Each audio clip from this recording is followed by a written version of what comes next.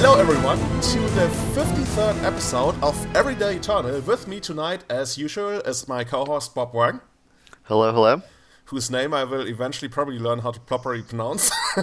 Oh, you're like mostly there. Okay, I will get there by episode 100, I hope. And joining us tonight from, let me lie, was it California? Is Chase Hansen, also known as Stryfo or Clashed in the Magic Online universe, one of the most successful, if not the most successful person playing Magic Online. How's it going, Chase? Very well, thanks. And yeah, you got it right, California. I was like, oh yeah, you got it right. Most successful player. So, for everyone who doesn't know you yet, tell us a little bit about, like, do you play a lot of online? Do you play a lot of offline Magic? Like, we will talk about what you are especially known for later on, just to give a short introduction, like, who do we have on the cast tonight? Yeah, recently I play almost exclusively online. There's not much of a paper scene by where I live. But I used to play in paper all the time, and I gotta say I really miss it. Oh, you do? Yeah, paper Magic. There's something about just holding the cards, and it doesn't compare really to online. I'm with you there. I can totally see. I'm actually gonna play my first paper tournament. Actually, I can't say that because I played in Beijing, but outside of Beijing, I'm gonna play my first paper event in over half a year tomorrow. I'm really looking forward to that. I'm jealous. And speaking of paper and online, did you guys watch or are you guys watching the Mythic Invitational going on right now in Boston? Yeah, actually, I've been following it pretty closely, I would say. I actually started a draft with my friends, and we all picked like our players. So it was actually pretty crazy because so I'm not going to go through the entire draft, but there were 8 people, and then we had 8 rounds for 64 people drafted. In round 7, there were 5 people drafted in round 7 who made it to the top 16, but in rounds 1 and 2 total, there were only 3 players. So it was there were a lot of unexpected players who made top 16, and I thought it was a very exciting event. Like the production was awesome. I think they got more women involved, which I'm excited about, and I think it was just like a really fun event, and I'm excited to see the rest. I only watched a little bit of it, but I agree it's super exciting, and I really like the way it looks. I haven't played Arena at all, so or even really watched it before, so I've been really impressed with how it looks. Yes, same for me, definitely. This is, for the first time in quite a while, this is giving me the feel that I've always wanted from Magic. And, like, there's still many things that are left to be desired, but overall, the entire feeling, it's really giving me that esports vibe. And like I mentioned, there's still many things, and we talk about that on Twitter a lot, that they need to improve upon. But overall, this got me legit excited. And I think that they hit like 85K viewers peak today, so I really think they will, like, for the first time ever, crack 100,000. Oh, is that really like a Pro Tour's never cracked 100,000? I don't know. I have to lie, but I heard people on another podcast say that. I have to lie, but here's my lie. They were talking about how that's actually, like, never happened before, and those are like the podcast. Those were like standard dudes and people who are really close to that. But it would make sense to me, like, given whom they invited for this event, they probably got so much reach, like a reach they've never seen before, even during the Pro Tour. Yeah, they definitely got a lot of Hearthstone pros. They got a lot of like streamers who play other games too. So yeah, I can definitely see that. Yeah, maybe even a couple of Artifact pros will cross over, because right before we started the cast, Wolf actually released news that they're putting Artifact on a hiatus. I want to say, like, they want to fix it before it comes back out again. I wonder if it's ever gonna come back. Yeah, that was like the big game that was gonna like take over Magic or whatever. But then I think they just ended up making it too difficult and too complicated. So it just like wasn't. It was just too complicated, so people didn't know what was going on. So people didn't like feel like they wanted to learn it. Yeah, have you actually played it? I have not. I've gotten close to playing it, and I've watched a little bit of it. But like I was saying, it was just like a lot to take in, and maybe if it like got bigger, I probably would have tried it. But it is what it is. Yeah. Yeah, so let's see what's gonna happen to that. But with that, let's get back to the more, people will argue, more complicated stuff, as is the Legacy format. And with us tonight is, well, I guess we should say another expert, Chase, who is, like, if you've been living under a rock, or as we say in German, behind the moon, you might not know what he's known for, but other than that, there's one deck that's heavily associated with Stryfo, Clashed, or Chase. Actually, what do you prefer to go by on the online rhyme? I mean, for people that know me, Chase is fine, but if I had to choose between Stryfo and Clashed, it's Stryfo. Clashed is a friend of mine. Oh, so it's actually like an account you took over from him, allegedly? Yeah, there's a bit of an interesting story. When I was playing a lot of Paper Magic, I met a guy, Clash, and he said he was playing online, and he had Reanimator, which is what I played at the time. And I said, hey, if I pay you some money, can I play on your account? And he was like, yeah, sure, you know. And then I went super, super infinite, and I don't think he cared. So you never actually got around to making your own account? Well, I had an account, but I didn't want to put, several $100s into Reanimator when I could pay much less to play. Oh, that's... So you were doing mana traders before it was even a thing? Yeah, something like that. Nice. So, for how long have you actually been playing Magic, and especially Legacy? Because you mentioned that you've played Reanimator before. Was it like blue-black Reanimator? He top-8'd a Grand Prix with Reanimator, Julian. Oh, talk about preparation for the podcast. Of course I knew that. Which TP was that? Seattle in like 2015, I want to say. Yeah, it was SeaTac, I think, back when the venue was not so good. Or was it the smelly venue? I don't know. It was just not in Seattle.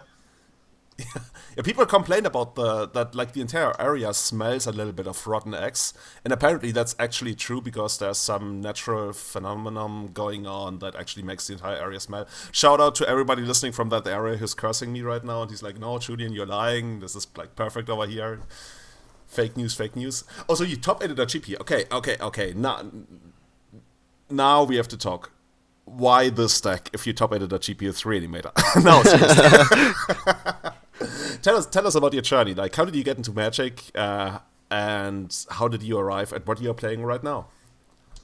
All right, so when I first started, my cousin actually introduced it to me, and he had this really cool, when I was like a little kid, I thought it was super cool. He played something similar to Reanimator. He didn't have like Reanimator Animate Dead. He had some more expensive version of those spells, but he would play like Avatar of Woe, and I just felt like I couldn't ever win. Yeah, that kind of bonkers. Yeah, it was so cool, and then that's what I wanted to play. When I eventually built, I guess my first deck was Mono Black Discard, because it's cheap, and I thought the rack was kind of cool, and Hymn to Turok felt really good. It still does. Agreed. And then I built a Reanimator deck like slightly before. This was like when a Chroma was still one of the the pest creature.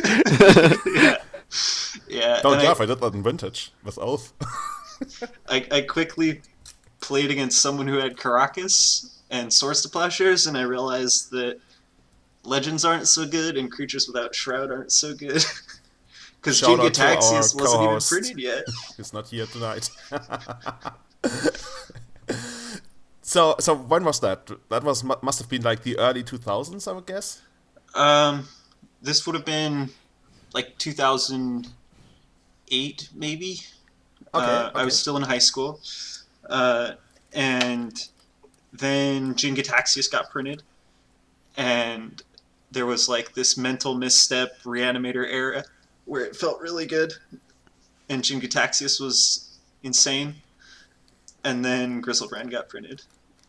Yeah, right. Then ever since Restore came out, and like without going too deep into that topic, I think Everson Restored is probably one of the biggest turning points in the history of Legacy. It gave us Grizzlebrand, which changed combo forever. It gave us Terminus. It gave us basically the entire Innistrad block. They also gave us Delver of Secrets. They gave us Liliana. A lot of things changed. So if you played before, if you played after that, I think you really had a very different Magic experience. Legacy experience, actually. Yeah, absolutely. And honestly, when Grizzlebrand was printed, I didn't want to play very many of it. Like, I could recognize that it was by far the best creature, Oh, you but could? it's so boring compared to all the other stuff. Oh, now I really wish we had Eric on the cast tonight, but it's like, I don't know, 4 in the morning, 5 days later in Thailand right now, so we couldn't do that. Yeah, Eric has the opposite philosophy where it's like, wait, Grizzlebrand's way better than every other card, so you don't even need to play any other card. Why would he do that, right? 60 Grizzlebrand, easy game. Just Yeah. wait for your opponent to show and tell. So, But, yeah. So yeah, then how did you go over to playing 4-color control?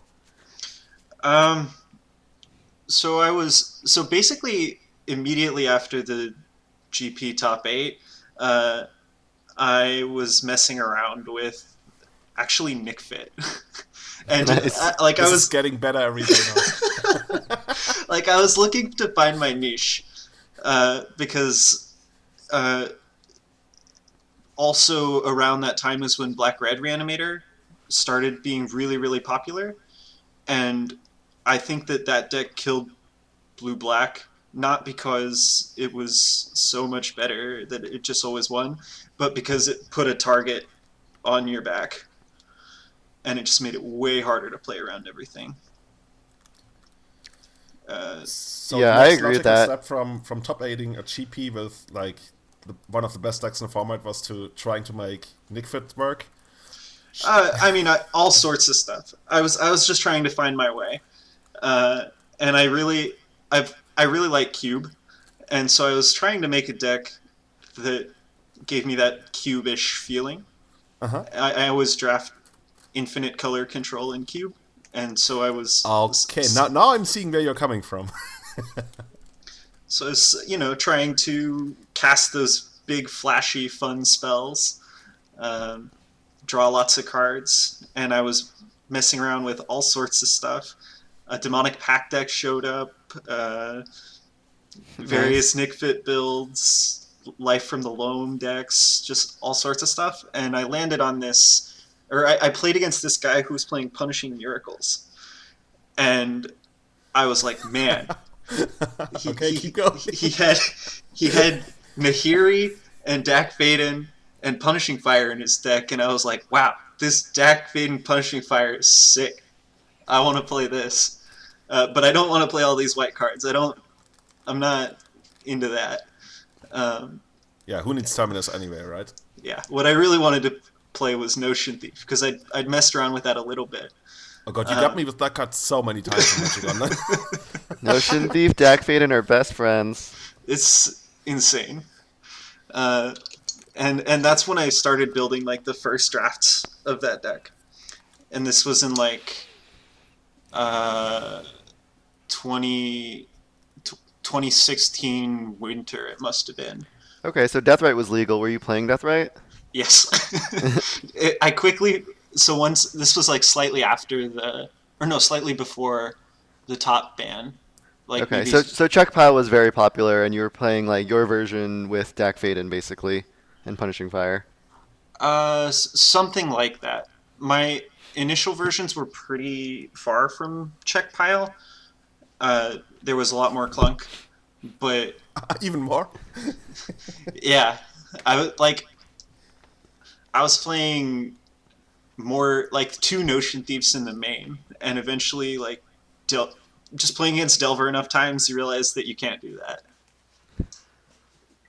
Yeah, it's kind of we talked about it a couple times on this podcast, like how much of a constraint like Delver and more recently like Moonstomp, you put like a lot of deck building constraints on the format where you just can't. For Delver, you can't play expensive spells, and for Moon, you have to play like a bunch of basics. So yeah, that's always been pretty true for Legacy in general. But yeah, let's talk about this past weekend. So one reason we invited you on the show is actually you played with your 4-color Punishing Thieves deck, and you actually won the Legacy quarterly playoff. This was like basically the first, possibly the biggest like open, or not completely open because you needed 35 format points, but possibly the biggest open Legacy event on Magic Online ever, and you won the event with your deck you've been playing for a while. And we were talking earlier too. I think you have like either the most top eights or you're like maybe like top three in terms of like challenge top eights. So yeah, you've just been having a ton of success with this deck. Almost nobody else plays it. I think a couple people might have like picked it up here and there, but for the most part, like you are the one person who plays it. And so like is that like you mentioned like going for your niche, like is that what you are really excited about in Magic? Is like because even when you played the Reanimator deck, Blue Black Reanimator was a very popular deck, but then you you splashed 2 colors, which was very unusual at the time. So like are you like always a like tinkerer, like a deck builder? Like do you really try to play something like kind of different from other people? Yeah, I always kind of try to put my spin on things. I have a little bit of a different way. I think of just deck, or a different way of looking at how decks play. And people build the deck to. Some people build to win. I build to have fun, and But you win so much. What's the secret? Maybe having fun is the key to success. Oh wow. Who would have known? I mean, No, it's not fun if you're losing all the time. Yeah, that's definitely true. Well, okay, so tell us a little bit more about your list. Like you mentioned, like trimming some of the 4 drops, but still, I look at this deck and it's like, wow, the spells are so expensive. And like you have stuff like Punishing Fire, Dack Fade, like you have more Planeswalkers than pretty much any other Legacy deck. How does it really like just tie together in that like you're able to still play these games against Delver despite having like a much higher CMC compared to most decks out there? Like I assume basically like when you look at the deck, like you look at the list and you're like, wow, how does this beat like combo or whatever? But like I've played against you a bunch of times with a bunch of different decks, and like every match seems really close. So the sum is definitely greater than its parts. And can you just like talk about the deck and how it like how it functions, how it works, and like how it's able to do so well?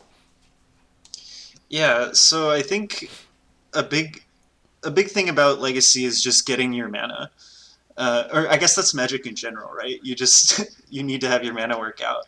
And the way I've sort of constructed the deck is like decided against playing some powerful cards, like for example, Hymn to Turok. Like that's the one of the cards that's most known from the Grixis control decks, right? Because it's just so hard to cast. Not necessarily just on turn 2, but then it makes your other spells down the line hard to cast. So I try to stay away from those really, really color-intensive cards in the early game, unless they're the easy colors. Like I definitely want my early stuff to be like blue or maybe black, but I don't want doubles on anything because I want to be casting those harder cast spells down the line. And once you get to 3, if you can drop Dack Fayden and untap, you'll win because it fixes your mana or it fixes your flood, and it does so much. I think that card is extremely underrated in the format in general, even if you don't have a ton of synergy to go with it. Yeah, it's interesting because in Legacy, usually like the rule that the format has operated on for a very long time was like, if you've got a 4-mana spell and you resolve it, it's very likely to win you the game. But now you're telling us there's this 3-mana spell, which is like Dack Fayden. And all you need to do is like run it out and untap with it, and you'll be in a really good position, which I can agree with. Like when I play Elves against that, and you get that Dack Fayden and you successfully untap with it, I'm feeling really, really bad. There's a couple of reasons, like all the synergies that are going on in the deck, but also like it's the kind of card. I don't know how often you get to ultimate it and whether it actually does something. Like I'm actually going through your list. Do you have anything? I guess you can actually use Fatal Push on like something expensive that doesn't kill to steal it, but really just the filtering itself, right, is probably going to be good enough for you to get there. Yeah, so there's 2 pieces of what you just said that I want to touch on, and one is, in every matchup there's tons of dead cards because you're playing this awkward control deck, and you just make your card quality so much better with that filtering. You get to get rid of your bad ones, not just from a lands perspective, but get rid of your bad cards, get your good ones. And as far as the ultimate, I mean, Dak Faden works with Punishing Fire in multiple ways. I've definitely Punishing Fired my fair share Of uh, chases even? Jaces, Merit Lages, all sorts of stuff. Like, you ultimate Dak and then you Punishing Fire, you steal a very wide range of permanents nowadays. Yeah, I guess the rule change about targeting actually helped you out, right? Because before you would actually target the player and redirect the damage to chase, but now I think it actually says target Planeswalker, I would think. Pretty Yeah, sure about that. absolutely. It was so exciting when they made that rule change. I wasn't quite aware of how good it would be. Turns out it was actually a pretty big deal. Like, a lot of the ways that miracles could beat you before is like stick a Jace and then counterbalance to counter your Punishing Fires forever. But if you ultimate Deck, that doesn't work anymore. Has that happened on stream? Like, actually, initially, we should mention that you actually stream on Twitch TV slash, is it Stryfo? Yeah, it is Stryfo. I'll be linked to that in the show notes for sure. Do you have Excellent. like a dedicated streaming schedule that you try to adhere to, or is it like freestyled? I stream the challenge every week. I didn't stream this bigger, what did they call it, the quarterly, but I stream the challenge every week when there's a challenge. Awesome, awesome. And you also do really well in those. And I think for how long have you actually been on this deck? Because I think you've been on this like for at least a couple of years now. Um, Almost 2.5 years now, I think. Yeah. And like you mentioned, you're running a lot of stuff that you want to filter through with Deck Faden. Uh, is there, because like when you initially look at the deck list, you would think that the deck is somewhat weak to combo. Tell us about that. Like, for example, how does your Storm or Sneak and Show matchup shape up?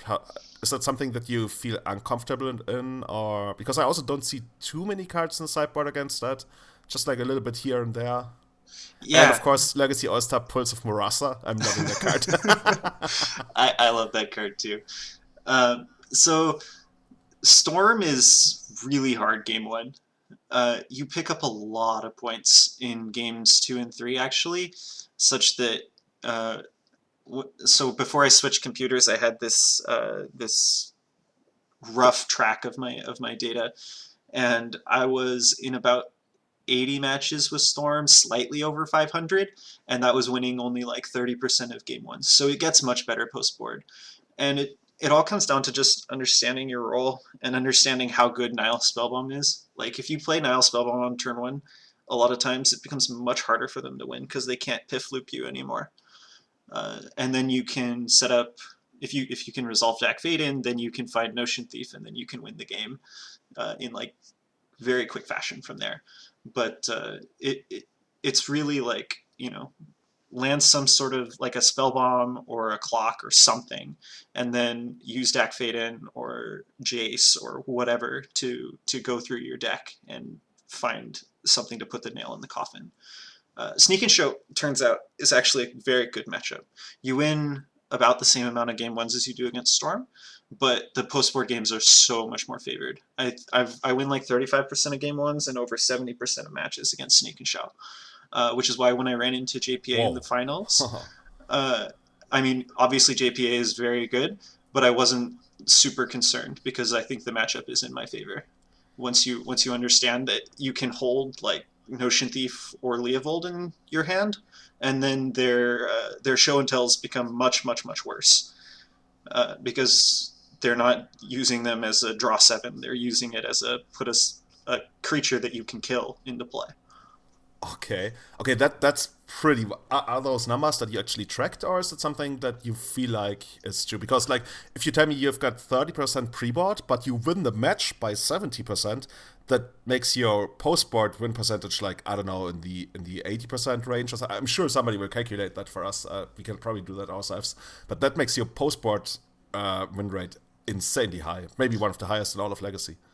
Yeah, these are numbers that I've tracked over, admittedly, a somewhat small set of matches, like 50 or so matches against Sneak and Oh, that's Show. decent. But I mean, I've got the feel of it because this is the same thing that was happening in the Deathrite era when the Sneak and Show showed up. It wasn't as popular then because there was more Hinterrock and Leovold running around, but Yeah, yeah.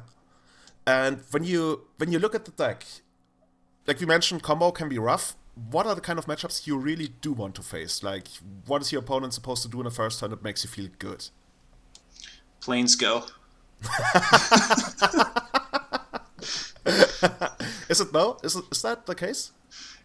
Death and Taxes is the best matchup by a lot. What makes it so good? I'm not exactly sure. You have Punishing Fire, and You also have Dack Faden to like mess with their Stoneforge Mystics and Vials. And they're revokers, I guess.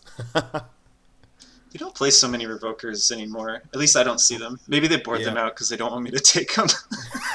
I mean, if you play revoker, you probably have to like blind name Dack Faden anyway, right? Yeah, if they know the matchup. Yeah, I've definitely stolen a ton of swords, and some of it comes down to online that not everyone understands how control of equipment works out. So you can steal like a Sword of Fire and Ice or a cheat, and they'll attack you with it, and then you get the trigger, and they're super far behind.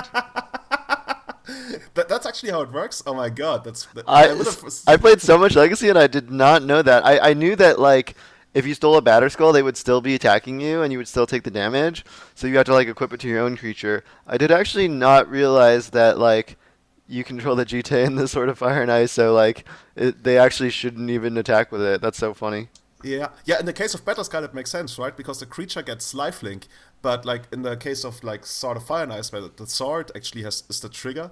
I always thought there was a rule that like equipment can't be equipped to your opponent's creatures, but apparently I was wrong on that. That's pretty wild. Yeah, it's super goofy. It against players that know what's up, it's a fog, which is good enough. But against players that don't know, they lose their mom. That's pretty harsh. So I would guess you feel pretty favored in most of the like fair and mid-range matchups. Against Miracles, for example, like those hardcore grindy control decks, do you also feel that you're like pretty well set up? I guess in the first game it can be kind of awkward if you draw the quote-unquote wrong half of your deck, but I guess also Dack Faden and Brainstorm helps with that quite a bit. Because I see you running a lot of removal spells that might be dead, but as well as even Punishing Fire is like decent against Miracles, right? Yeah, Punishing Fire is actually very solid against Miracles. Kills their Jace. Yeah. You can set up turns where you can deal with Mentor. The only cards that are really important in that matchup are Entreat the Angels if they're playing it, sometimes Counterbalance, and Back to Basics. And so if you can save your counters for those, then you're in a pretty good spot, especially if you can force them to counter some of your impactful spells. I see. And are there any kind of really funny? We already touched on this a little bit. Any kind of other really funny tricks that you pulled with Dack Faden, where you got to steal something really crazy? Like I don't know, did you steal like the Dark Depth combo from the opponent and do that yourself or something? I don't know.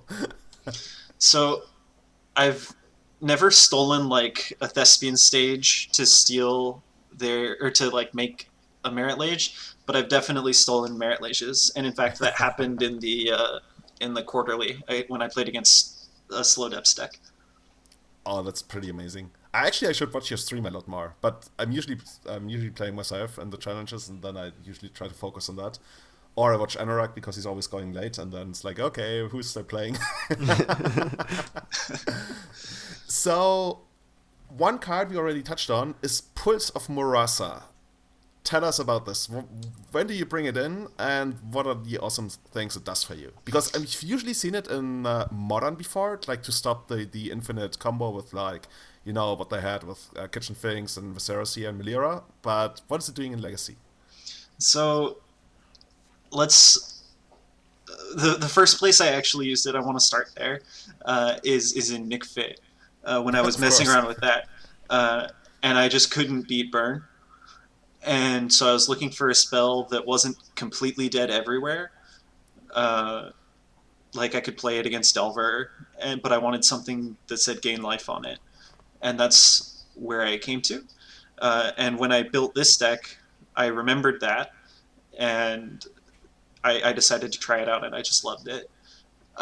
as for tricks, there have been several times where, so in the Death Ray Shaman era, when I was like at the very end, where I was top baiting a challenge like almost every week, I played against a Delver player in the leagues, and I had like a Baleful Strix in my hand and one in the yard, and he knew about the Strix in my hand, but he didn't know about Pulse, and he waited for me to draw my card, and then surgical the Strix, and he had Gurmag in play. I pulsed it back. He had no cards in hand, and I replayed Strix, and he very quickly lost the game, and salted me super hard in chat. And he said something to the effect of, "I can't believe you're playing such a bad card. That's the only win you'll ever get with that card." And now, all now this you stuff. show him. And now you actually won one of the most important online Legacy tournaments in the history of the format, pretty much, right? I don't know about most important, but it was certainly highly competitive. It was so cool seeing all the players in that. It's like, oh, all the trophy leaders, or a bunch of the trophy leaders are here. Both of you guys were playing, and it was pretty competitive. Let's just say that. It was 141 players, and for those who don't know, this is a new thing they do in Magic Online. You can qualify for these quarterly events by playing a lot of Magic Online and doing well, and then you can use your points to sign up for these events.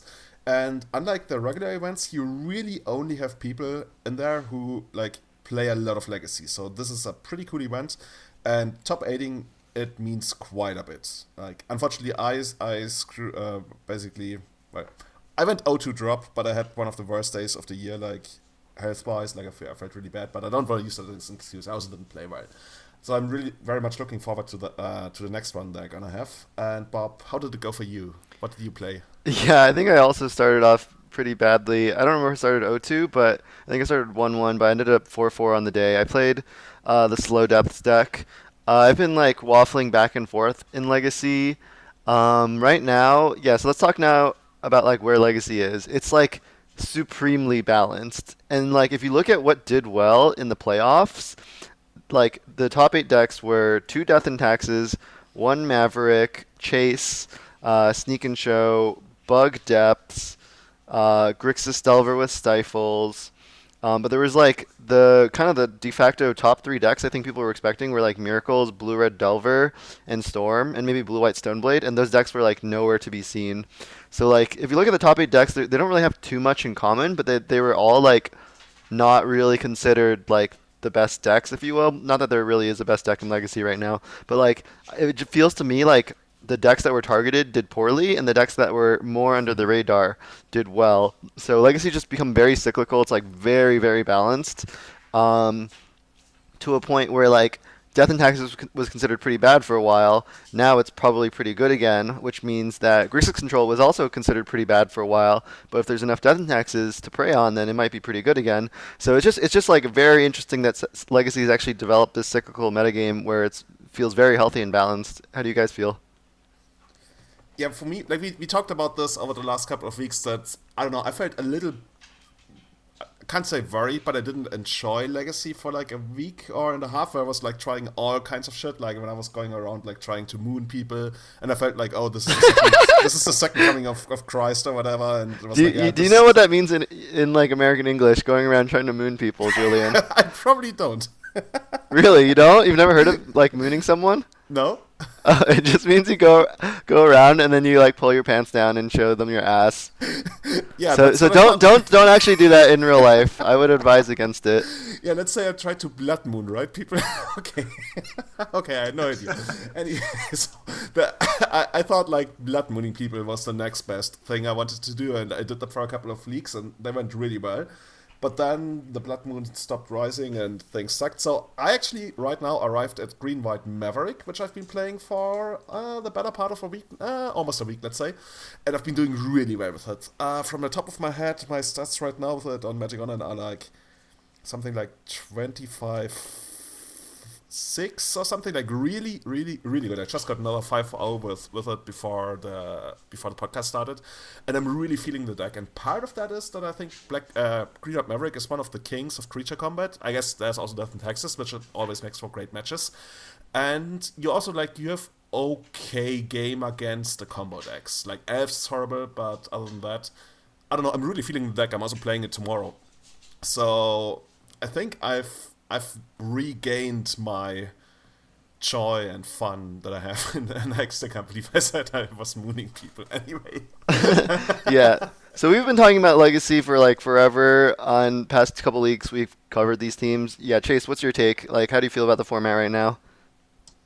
Um, I don't know. I will say I preferred playing with Deathrite Shaman than playing without. Yeah, and But why is that? uh, this is completely anecdotal first. But it just feels like there are more people that are just trying to slam a random haymaker and end the game. Like when I play against Miracles, Back to Basics is there all the time. There's a bunch of people playing Blood Moons. There's a bunch of people playing, I guess, Back to Basics in a bunch of decks, right? And Mm-hmm. there's a bunch of combo that's harder to interact with, and it's just. I mean, I played Reanimator for 7 years, but it's not the most fun thing. Yeah, no, I actually do agree with you. I think the format has become more about like, slamming pieces down and being like, all right, is this good enough?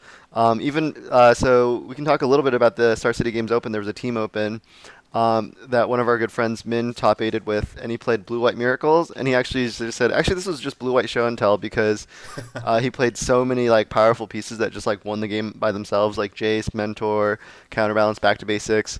Uh, like he just felt like it was just like Legacy's not about like accruing cards over long periods anymore. It's about just like untapping with something that just like wins the game. Although obviously Chase is playing a deck that's accruing like 2-for-1s over and over again before eventually it wins the game.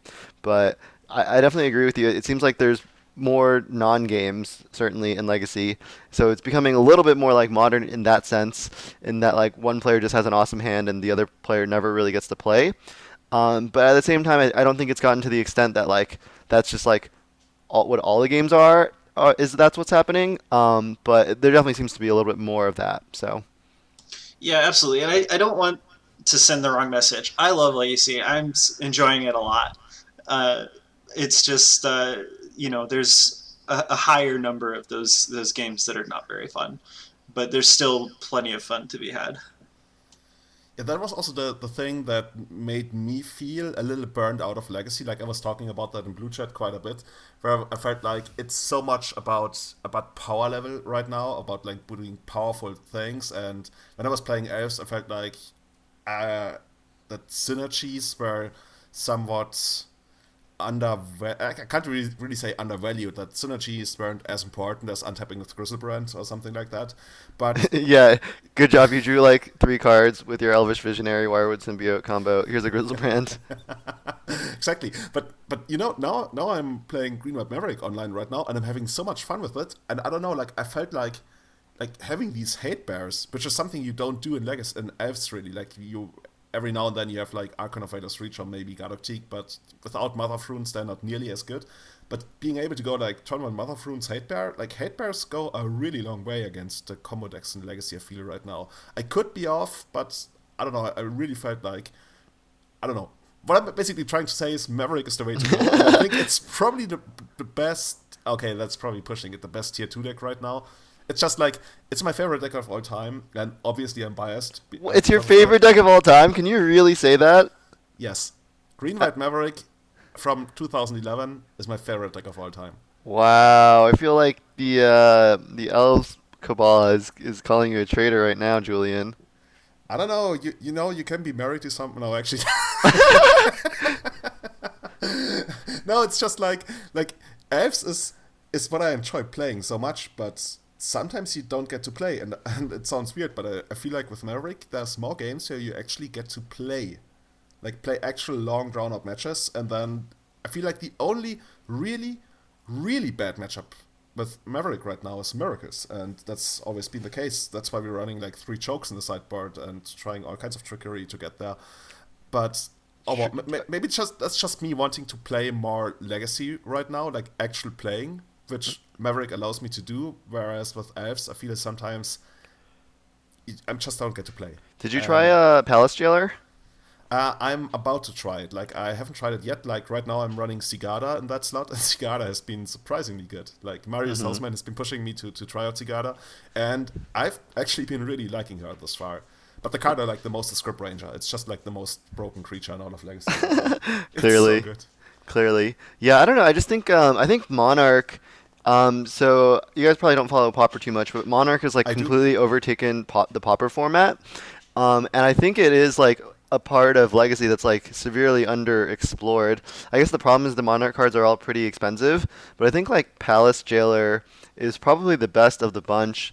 And like I was talking to Anurag about it, he was like, "Yeah, I think not enough people are playing these Monarch cards because they're just so powerful. They literally just win the game. The game becomes about like, hey, it's sudden death. Whoever can deal damage and like hold the Monarch for the longest just runs away with the game." So he was saying like he felt like the Death and Taxes matchup was not as favorable as it used to be because everybody was getting smarter and playing like 1 to 2 Palace Jailers. So yeah, I don't know. And now he's getting back at them by running 3 Pillars, Chillers, and Miracles. Palace Jailer Miracles. Yeah, I don't know, Chase. How do you feel about Monarch and Legacy? Do you think it's also underplayed, or? Yeah, I also think it's just really a cool effect. It's very, very unique. And I think the people who are realizing that it's really good are doing really well, right? Like, we saw several copies of Palace Jailer in both the Team SCG Death and Taxes decks and the ones in the quarterly.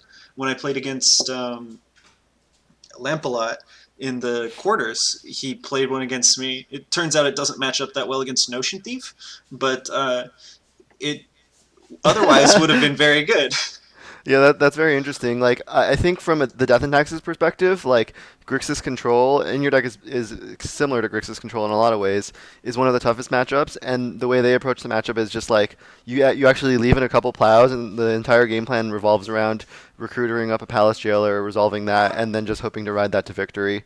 So it's nice that you have Notion to cut off that line as well. Yeah, It's just, in my experience, it's all about Cataclysm.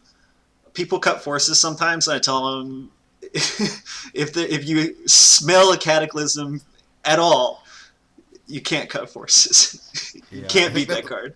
that's part of the strategy, right? Of like bringing Cataclysm to basically force your opponent to keep in force, which is otherwise not really a card that you would probably enjoy very much in a matchup. So I like these super heavy, strategically influenced sideboard things that you do. For a while, I did the same in Elves before a braid became a thing. Like I really liked running artifacts postboard against Stelva, like Meekstone or sometimes even Chitta, because they in the past they had something like Ancient Grudge, which really doesn't do anything against elves unless they have artifacts. And in game 2, they can never know, and they probably won't bring it in the blind. And then even game 3, if you side it out again or not, like it's always going to be awkward. So I really love these heavily strategic influenced sideboard choices, like you just mentioned. Yeah, absolutely. I think that's one of the reasons that Legacy holds its fun for so long, because every game there's a sub game going on, whether you know it or not. And speaking of like card choices, I also see To the Slaughter in your sideboard. I think that's for those who don't know, it's an instant, 2 colorless and a black. Target player sacrifices a creature or a planeswalker, but if you have Delirium enabled, they actually have to sacrifice both. How sweet is that if you get to take out like Mentor and Chase in the same turn? It's really sweet. Even sweeter when you take out a True Name and a Jace, though. Oh yeah, blue white Stoneblade, get out of here, right? That's one of those decks that people were talking about a lot over the last 2 weeks, as well as like people were talking up Storm quite a bit, and I think Bob, you also picked up Storm for at least a league where I was watching you. How did that go? Yeah, I played it for a few leagues. I think my overall win rate was like under 60%, so not great.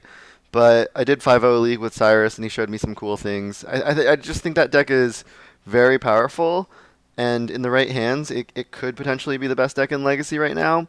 The only problem, there's two problems with it, I think. One is, well, there's a few. Okay, so one is that it's absurdly hard to play. So, and if you make a mistake with it, you generally lose the game. Like if you make a mistake with like Delver, you're generally down like a card. If you make a mistake with Storm, you're down your entire hand and you just lose the game. Uh, so that's definitely one downside. That can be obviously mitigated if you just like practice it and play better. So it's not as inherent downside of the deck, but definitely it's better to be easier to play rather than harder to play. So that's one thing. Another thing about it is that it's generally just behind against a lot of the Chalice decks. So right now Chalice isn't seeing as much play because Blue White Stoneblade is really really good against the Chalice decks. So that's another downside of Storm is it's not good against Chalice. And then I think that the third downside is that if people are ready to beat you and like know how to play the matchup, like Chase was talking about, how important Nihil Spellbomb was. Um, if people prepare and then like play certain sideboard options and like understand the matchup, they can do a lot better against Storm. And it is at its core, it's still a combo deck. So if someone tries to beat you, they generally can. So I think that might be one reason why like there were a lot of great Storm players in the event, but none of them did that great. So. Is it a deck that you're also considering for the GP, the Legacy GP coming up? Because I thought I saw you talk about that without spoiling Yeah, too I know. much. I think it's a really strong deck, but I don't think I have enough time to get proficient with it, so I've mostly ruled it out for the GP. For the GP, I'm down to like a few different decks. In terms of what I think is best positioned, I'm looking at Miracles. Of the Delver decks, I think Blue Red Delver is the best, but I'm not super excited about it. Still looking at depths, and then I'll be very sad if I end up playing this, but I do admit it's a very strong deck, is Sneak and Show. So those are kind of like the four decks that I'm like somewhat familiar with and would feel comfortable playing for the GP, and I guess I have a couple weeks to figure it out. What about Team South Africa? I don't know what that is. That's that's the name I just made up for Chase's deck. It's like blue, green, red, and black. I just feel like it needs a proper name because on on MTG Goldfish it's called Grixis Control, which it clearly is not. And we got a question from one of our listeners who heard about that you would come on tonight, Chase, and they wanted to know why do you feel? I guess you do feel that it's worth it to splash the extra green. Like, in what ways does your deck differ from traditional green-less Grixis control lists? I guess that's already kind of a problematic question because like your deck is very much about deck Faden. Do you think that there is a Grixis control deck with deck Faden and Punishing Fire out there that doesn't run green? Because in your main deck, you really only run green for three cards: a one of Leovold, a one of Abrupt Decay, and a one of Assassin's Trophy. As whereas in the side, okay, you got a lot of green in this side. Well, you got one Pulse, one Deed, one Assassin's Trophy. So do you feel basically people could run this deck without the green splash? Yeah, you can. I just think it's really close to free because you play three green sources from the groves already. That it doesn't hurt your mana that much. Um, but yeah, you absolutely can. And when Deathrite Shaman first got banned, I was playing a much less green. I was only touching it in the sideboard because I really hate not being able to blow it back to basics. I this is maybe just back from when I played Reanimator. You got to blow up counterbalance. Just abrupt decays have to be there somewhere. Another question that came in from our friend Max Gilmore, and he asks, doesn't it feel weird that you constantly keep crashing with the deck, yet nobody else ever picks it up? uh, yeah, I don't know. Okay, question closed. I don't. I think what happens is people like try the deck and they realize it plays very differently from what they're used to or what they compare it to in their head, and they don't see how this deck could possibly be any good. And what I'm doing must be a fluke because there. A fluke that got you like 20 Legacy Challenge Top8s or something. Yeah, the deck is really tough. There are so many decisions that can just. It's not quite like as punishing as Storm where you'll lose the game, but it's pretty punishing. No pun And intended. Yeah, so I think we haven't really touched on it, but like, what are you actually scared to face? There's really two decks that I don't want to see, and it's Burn and Eldrazi Post.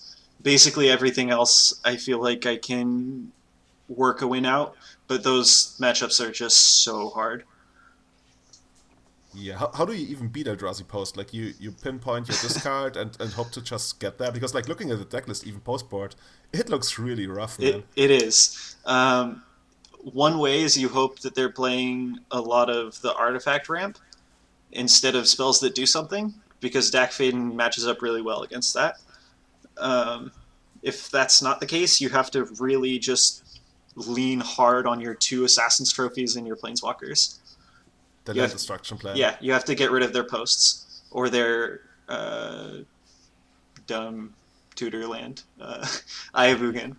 If Fugin, yeah. yeah, but it's rough. I got lucky to beat it in the quarterly, but it it was based on them starting with like a city of traders and then like getting their second land Assassin's Trophied and getting their mana rock stolen by Dack Fayden. It was just everything came together for me, but it's not common that that happens.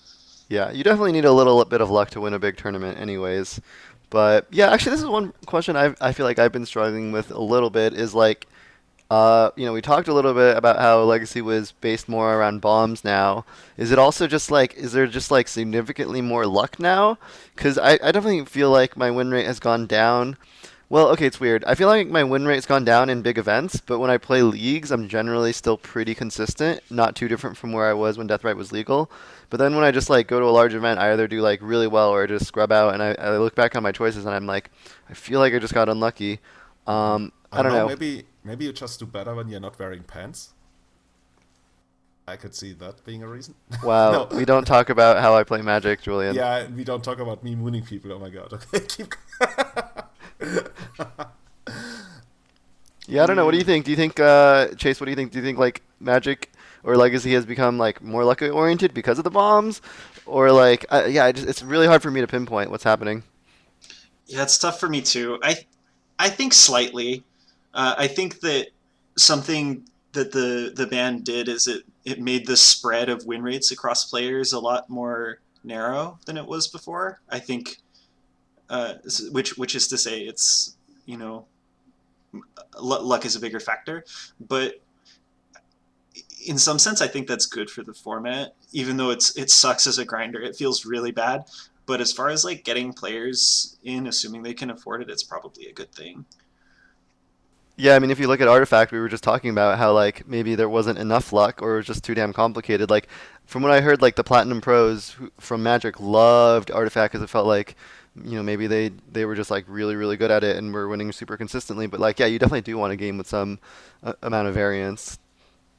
Yeah, Mark Rosewater has a really, if you ask me, one of the most important, best articles ever written about Magic about Magic, and he talked about how important luck is to the game, or variance is to making Magic successful. Because we can all agree, like, we are happy that this is not chess, even though like I like chess, but I'm also happy that I'm not a competitive chess player. And like you need a certain aspect of luck or variance in the game to make it less predictable and thus less frustrating actually, because like if you sit down and 99% of the times you will lose, it's very frustrating because it's always on you. Whereas when there's a certain element of luck, you feel better about that. And I'm not sure whether that's actually what's happening in Legacy right now. Like I actually feel like my honest feeling is that previously, before the ban, it was a little bit more about like picking the correct deck. I felt like there was a much smaller selection of decks that you could pick from that you could expect to do really well with. Whereas now I feel it's more about like having your sideboard match up well with what you're about to face. So I think the swingy thing right now is more about matchups and less about how the game actually plays out once you get playing. Basically, that's also why I'm running a lot more, I would say, extreme sideboard cards. Like when I was running Maverick these days, I played 4 Either Swan Canonist, 4 Surgical Extraction, 3 Chokes, and I could see adding even more to those, and really just trying to hard target the bad matchups, and then against the rest, just play actual Magic, and that feels really good right now. Like when you get to play Magic right now, it feels really, really good. I absolutely agree, and for a long time at the beginning of the format, especially since the banning, it's felt like a matchup lottery sometimes, which is I think kind of what you just said, if Yeah. I understood correctly. Uh, that's not my favorite thing, but I definitely do appreciate that if you're not hitting one of those matchups where you just can't win, then you do get to play some good magic. Ugh. So I think the GP is coming up in a couple of weeks, right? So if you had to take a guess, what is the top 8 gonna look like? Well, which decks, like, obviously you would probably expect, like, okay, let me go first. I think I expect something like 2 Death and Taxes, 2 Delver decks, 1 Storm deck, 1 guy playing pretty much everything, like, basically like Team South Africa for color control, and then the what? Probably somebody making it in with, like, somebody always makes it in with, like, one of the niche decks, like Dredge or something I could even see, even though I'm not a fan of that deck in the metagame right now, but probably even, I don't know. I was about to say Black Red Reanimator, but I don't think that's... Actually, you know what? I'm calling it. Maverick is gonna top 8 the Legacy Challenge. I'm pretty sure about that. How about you guys? Oh, and definitely Dark Depth. Dark Depth is probably gonna send in at least 1 person, like it always does. I don't know. I just feel like there's no way for me to make a prediction because it's just so wide open.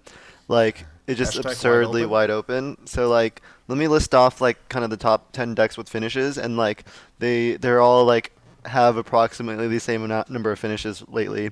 So it's like Miracles, Grixis Delver, Storm, Moon Stompy, Grixis Control, Slow Depths, Sneak and Show, Death and Taxes, Blue White Stoneblade, Blue Red Delver. But, like, it's just so even across the board. I think, like, maybe you could call those 10 decks like tier 1, but like there are plenty of decks beyond that like you mentioned Maverick you felt like is well positioned. There's Elves. Like there's just so many different decks. So I don't know. I probably expect like maybe like 6 or 7 of the top 8 decks to be kind of the decks I just listed, but I definitely expect like 1 or 2 wild cards to get in there too. Chase, are you attending? Are you going to the GP? No, it turns out it was a lot more of a pain to get there than I thought it was going to be. I wanted to initially, but I'm not going to be able to make it. But you can send somebody, like, if somebody is looking to get better with the deck, they should definitely check out your stream. And I'm sure you're also going to answer a lot of questions about the deck, right? Oh, absolutely. People send me messages on various media platforms, and I'm usually happy to answer as long as it's not how do you sideboard in every single matchup and how do you play the deck? Yeah, it's too much. Essay I have to write for university. Can you do that for me, please? Yeah. And speaking of that, do you offer coaching? I don't, but I would. I don't think I'm a very good coach. I think I can teach. I do a lot of teaching for my job, but coaching just feels like, I don't know, maybe it's the same. I don't know. I feel like I would get more frustrated in a non-professional setting. Do people address you as Mr. Chase at your job? No, they just say Chase. Oh no, Mr. Hansen then, right? They ask, what should I call you? I say Chase is fine. You know, that would be the next step for Magic Broadcasting to make it even more professional. So they're like, hello, Mr. Scott Vargas, or hello, Mr. Kibler. And Kibler would just lose it. That would be fun.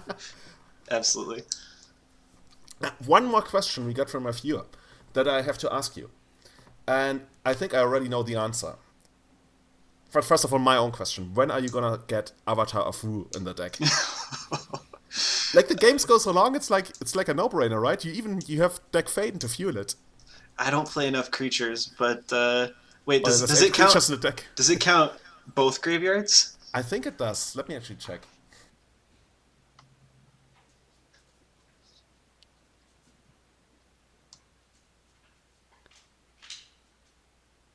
I'm pretty sure it does. Julian is going on Gather and taking a while, but I would bet money that it does. Yes, it does. I'm back. Yeah, it counts because it makes sense. Actually, it doesn't make sense. I was about to say it kills your opponent's creatures and then you can play more avatars. Yeah, that's what you need, right? Man, one of these days I'll probably play Avatar. I really love that card. It's just got so much nostalgia for me.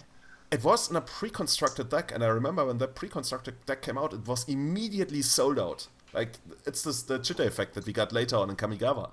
But, yeah, I really want to see that card become a thing in Legacy. But the other question was, what is it gonna take for you to go full circle and play 5-color control, when are you gonna add white? When will Palace Jailer start showing up in your deck? I don't know if Palace Jailer will show up, but I came really close during the Deathrite Shaman era to playing Lingering Souls. I really like Lingering Souls. I don't know. Something really weird would have to happen because my deck feels like I can like the problems that it has are not solved by white. There would have to be some problem that white was really efficient at solving for me to add it. Yeah, white is not really very good at problem solving. Can only just like remove artifacts and enchantments. Are you looking forward to what Mark Rosewater announced, by the way? He said that black is gonna get enchantment removal. I didn't know that. I might be able to cut back on my green splash.